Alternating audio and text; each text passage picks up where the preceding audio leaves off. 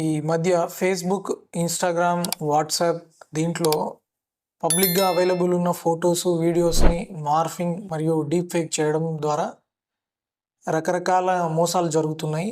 అందులో భాగంగా ఈవెన్ ప్రభుత్వ అధికారుల జిల్లా కలెక్టర్ కావచ్చు, ఎస్పీ కావచ్చు, పాలిటీషియన్స్ కావచ్చు, ఇట్లాంటి ప్రముఖుల ఫొటోస్ అన్నీ పెట్టుకొని వాట్సాప్లో నిధులు సేకరించడం కావచ్చు, రకరకాల మెసేజ్లు చేయడం, ప్రజల్ని మోసం చేయడం జరుగుతుంది. కాబట్టి ప్రజలందరికీ ఒక విజ్ఞప్తి, ఇలాంటి వాళ్ళు ఎవరు కూడా ఫోటోలు పెట్టి మిమ్మల్ని డబ్బులు అడగడం కానీ, డబ్బు ద్వారా సహాయం చేయమనడం కానీ ఇలాంటివి ఎప్పుడు జరగవు.